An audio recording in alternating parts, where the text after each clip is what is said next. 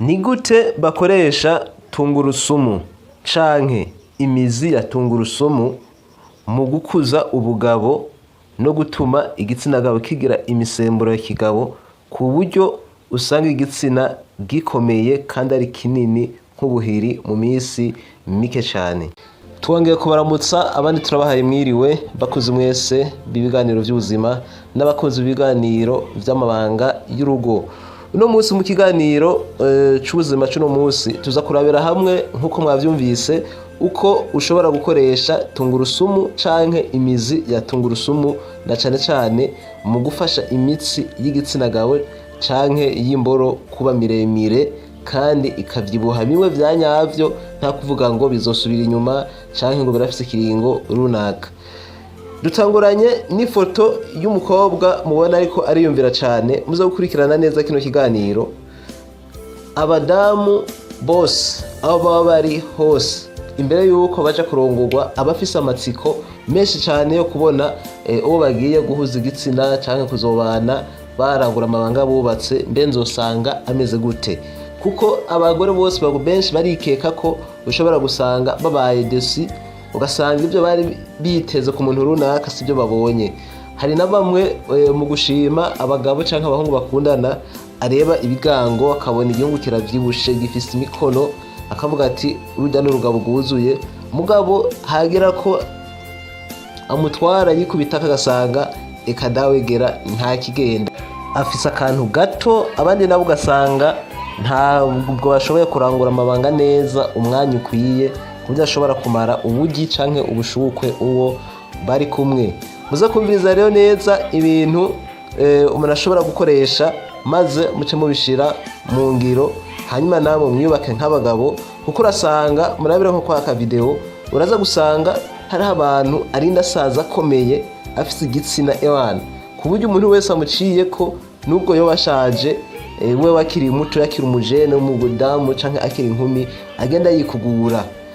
Hakaba n'abandi usanga umuntu akiri mu myaka 40, 30, munsi ya 50, nta n'imyaka 70 arakwiza, ugasanga igitsina ciwe caratakaje inguvu, ukayoberwa n'ivyarivyo, ugasanga ntanagwaye diabete, abandi ugasanga ntibaranagwara za prostate, ariko ugasanga igitsina ciwe wapi. Iki kiganiro rero muze muragihanahana abantu bakuze ku bantu bakuze kugira ngo bize birashikira abantu bakuze, canke muze murabirungika ku marezo sociaux atandukanye kugira ngo bifashe benshi. Uri mushasha nawe ucuraba ku ijambo suivre canke s'abonner canke follow, ugaca wiyabonesha nambuzi uko wiyabonesha. Hanyuma reka tugende etape par etape. Abagabo barakwiye kumenya ikintu gituma cane cane abadamu bagira ishavu bakababara. Abandi ugasanga yumva umengo yo kwiyahura canke kumva umengo yo kwiyahurira ku mugabo. Abandi ugasanga yumva n'umugabo menga yo muniga. Abandi ugasanga yumva yo kwahukana. Abandi ugasanga iyo abona amaze kugira nk'abana bakuza kumva umengo ntiyota n'ivyo afise, ugasanga arafise uduhungu ku mpande hariya mwibanga ryiwe, ni kuvuga bakorana. Ico gihe rero gacu usanga n'ubundi inyungu yavyo ni gusesagura hamwe no konona umutungo w'umuryango. Abandi ugasanga ni nakajagari mu ngo gusa, nta yindi nyungu ubusanga iri muri ivyo bintu. Ariko rero n'abagabo bakwiye kumenya impamvu usanga abadamu kenshi barakara cyane nk'uko. Ubwo hari igihe nk'umudamu wumva gutelefone akakubwira ikibazo ciwe, akabwira ati jewe haraheze ndubatse maze imyaka 8, maze imyaka 7, mugabo ngo nibuka ko umugabo yigeze kunyabira nka rimwe ryonyene nkarangiza nkumva ko nishimye. Abandi ugasanga bobo ni nta n'imisi 2, abandi ugasanga barigeze kuba bafise abagabo bakora neza, mugabo ugasanga mu nyuma birahagaze. Ico gihe rero iyo umudamu araye 1, 2, 3 iyinga amezi abona umuvyoroga, ubwo nyene bica bipararangana, uvyoroga bipararangana, nta n'ikintu mumariye. Benshi kunda gusanga bagira ubusonga aha mu nda, bahagira ubusonga ugasanga ko amazi yarapfubiranye ari benshi birabatera inzigo. Abandi bakumva umengo cyo tuma yiyahurira ku mugabo, aho zugira kukabana bamwe arasimbiye ku mugabo agakubita agahuragura, umugabo akaberwa n'ivyari ivyo. Kuko hari nk'ugira kukabona ashitse afise ibishuturi, abandi ukumva ngo ukuboko vyagenze uku. Hari naho nigeze kuja Ingozi nsanga umugabo n'umugore barashwanye bafite ibyo nyene bararumana, umwe izuru arakwega ararikura ko uwundi aruma umunwa arashishura, ukavuga ati none aba bantu none ibi bintu ni intambara, ni mace.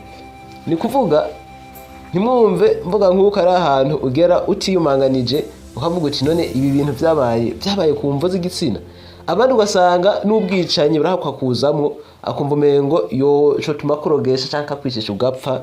Hari bamwe nzanumva barara babundabunda bakiruka kubera usanga nk'umudamu agomba kwinjiza nk'umupfubuzi, umva asigara abona umenga wewe ntacu maze, asigara akakuganyira akakugira hasi kubera ko ubugabo bwawe bwamaze gutakara. Ariko hariho n'abandi badamu usanga ari abadamu bafise ikinyabupfura, ni kuvuga usanga bobo iyo amaze kubonesha ari ikibazo ashobora nko kwihangana, akihangana akagerageza bakareba ukuntu bashobora kuvuza umugabo canke nawe nyene akaza bamusengera ngo kandi amuronderera n'ubufasha runaka, canke akihangana nyene akemera ibeye.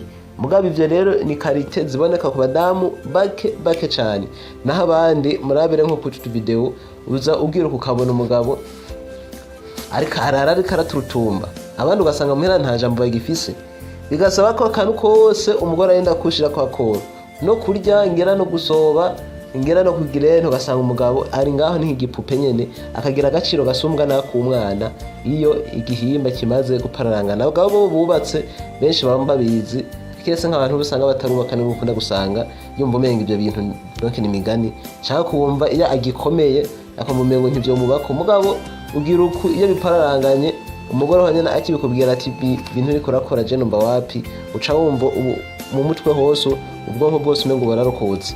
Niyo mpamvu rero abagabo bakwiye kumenya ico rero bakwiye sasa gukora rero kugira bahashe abo badamu ubusanga bariko babasuzugura mu bwo buryo. Ucokoresha plan B, plan ya kabiri.